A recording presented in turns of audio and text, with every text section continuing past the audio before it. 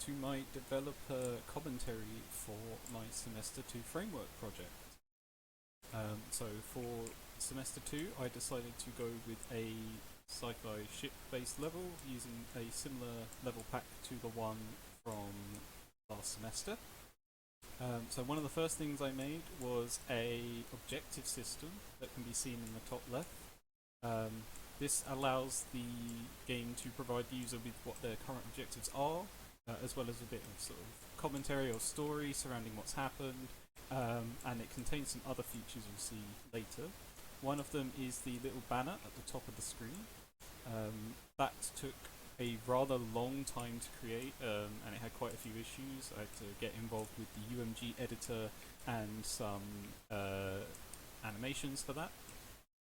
One of the other things I did was these 3D world markers, which proved to be incredibly troubling due to the way that you project icons in the world. I spent a lot of time referring to the Unreal wiki for that, as well as having to use quite a few of the different sources on the Unreal forums. But eventually I got it to work to a degree that I would consider acceptable. So one of the systems I have, which is quite common, is a keycard system, where essentially you take an object from point A to point B, and providing you put it within the area, it will then activate the object. And in this case, it opens that door, then allows you out into the main access hallway. We then continue on. We'll get our next objective, which is in fact to go reactivate the power. And these objectives will give you markers as you progress, and they will update as you complete certain parts of the map. Some areas you will have to return to, such as this one, and in order to do that we first have to go get the key from the adjacent mess hall, which is again just another basic keycard collection mission.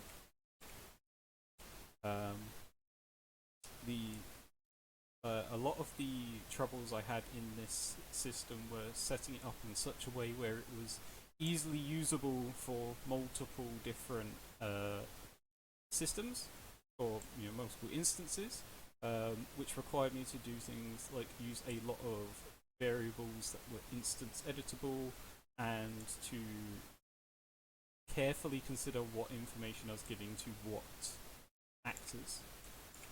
So there's quite a bit of communication between all of them. Another example of that being the fact that the panel here opens the door. Probably the best example here would be this whole room here, where you've got to take these 4 different objects and put them within the 4 bins over on the other end of the map. This is where quite a lot of the platforming will come into play for the player, as there are multiple different ways that you can achieve this part of the map. The one that I tend to go for is to attempt to kick the boxes in from down below.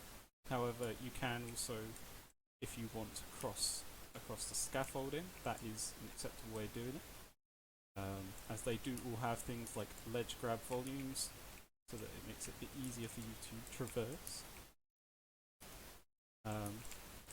So if I go ahead and continue on with the mission now. The level design itself, I sketched out on some paper first, or drew it in Photoshop to be more accurate. And once I was happy with the rough layout, which was inspired, as I say on my forum, by games such as Among Us and Space Station 13, I got to meshing, and then started working on some of the different systems on the map. One of my favourite, other than the objectives in this room, is also at the very end, which I would like to show you.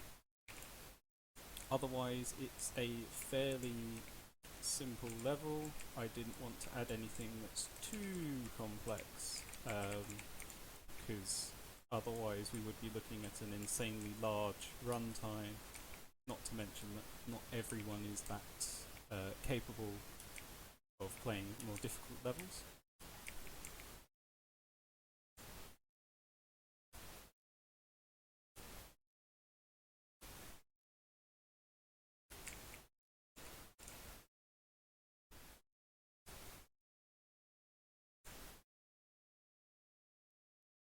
One of the things I did find frustrating at times was attempting to work within the bounds of the framework itself.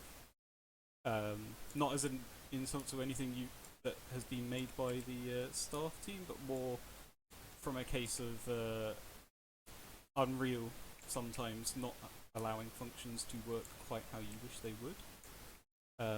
But I think the final result was good enough for what I wanted to create.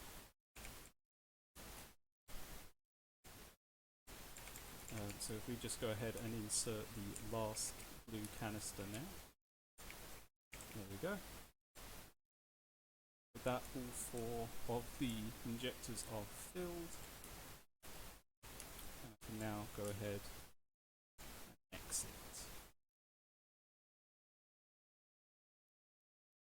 And as I run back, one of the next rooms we're about to go into contains my turret that I've created. This turret functions using some projectile missiles.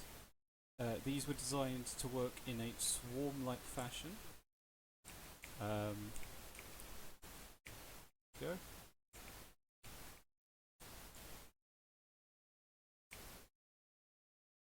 As you can see, they arc up into the air and then fly down towards the player, with customs particles and such built into them by hand. The turret does have a range, so if you stand right over here, you can just about avoid it. However, the player can choose to also not do that and try and outrun them, which is possible. Depends on how they wish to play.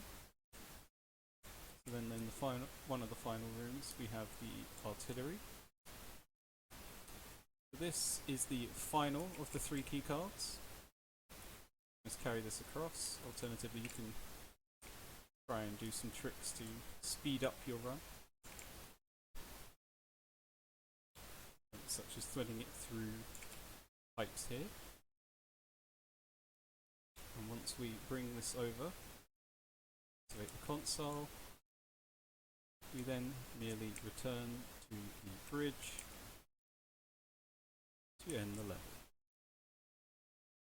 So thank you for watching, and I hope you have a good day.